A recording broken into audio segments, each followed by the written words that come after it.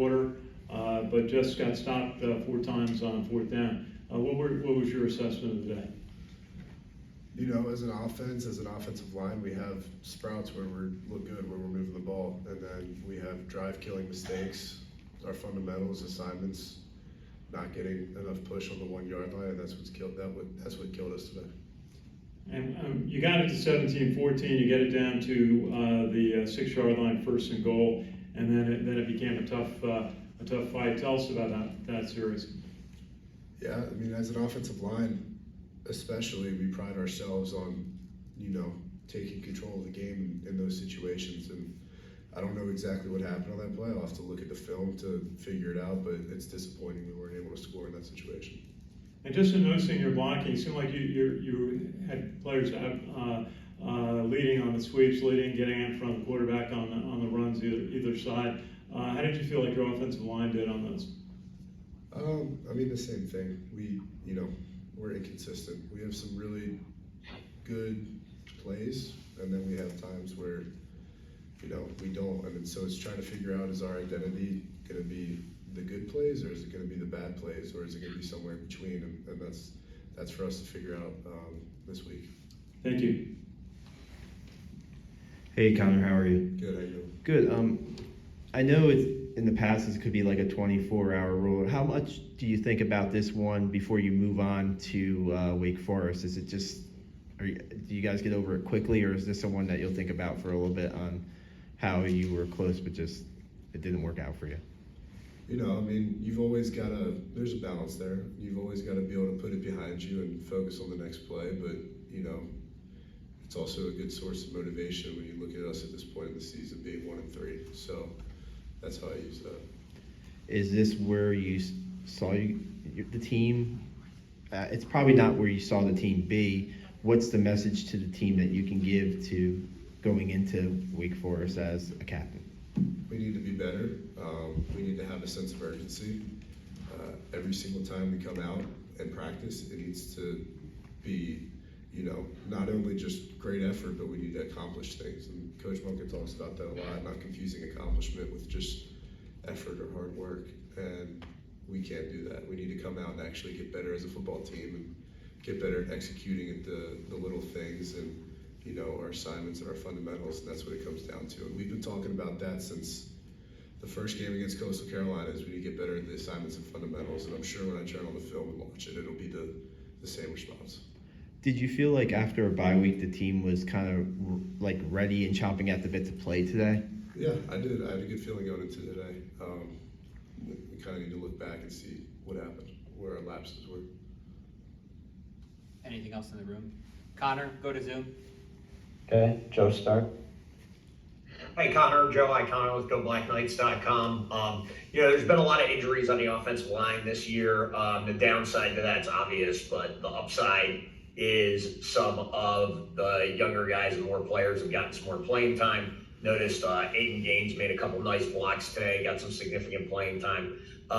Just give me your opinion on how, the O-line's coming along, even though it really, as far as I know, hasn't been the same in any of your 2 games yet this year. Yeah, we have had injuries this year. We've had guys have to step up, but every year I've been here, that's also been the case. So, a big part of that calculus when you're looking at how's the O-line going to be, where we need to be at, is our depth as well.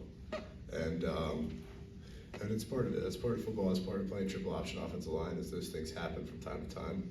And so bringing those guys along is an important thing, and that's something we still need to get better at. It's just continuing to build depth. But as for, we had a couple guys today, Aiden Gaines, Will Jeffcoat, who stepped up and really had their first meaningful snaps. The feeling I got from their performance in the game was good. I obviously need to go back and watch the film, but yeah, that's an ongoing process, is continuing to build depth. Thank you. Ken? Hey Connor, Ken McMillan from The Record. How you doing, Ken? Good.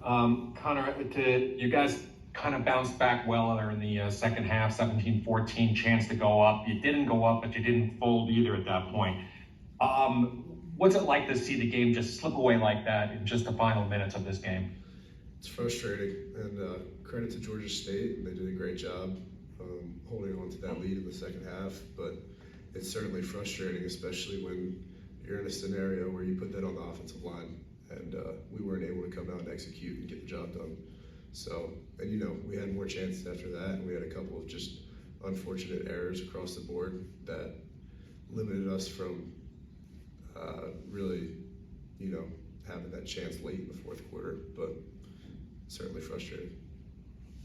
I mean, I know this has been the case with Army football, the way the option game is, what happens with it, but only a couple mistakes, 2 fumbles, a missed completion. I mean, you guys, your room for margin of error is razor thin. What's it like having to play like that? I mean, that's what makes playing the triple option great, is that when it's well executed, it's hard to stop. But along with that comes that small margin of error. And I mean, that really just comes with it. It's something that we know can't happen. We can't have turnovers. We can't have misassignments, foolish penalties. And I mean, that's part of the game we play. So when we look back at that, at a failed drive because of a small error, I mean, that's stuff that can't happen.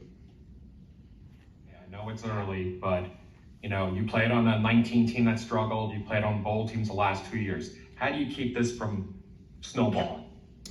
Yeah, I guess there's not too many people on the team right now who remember that 19 team, and you can draw motivation from it. But just at this point in time, we have a decision to make, and it's either to fold up the tents and kind of just quit, or to keep going and keep getting better and having that hard look in the mirror and seeing where, as a program, we need to improve down to the individual, where each individual needs to improve. And in terms of us representing the Army and this academy and this nation, I hope we choose the latter.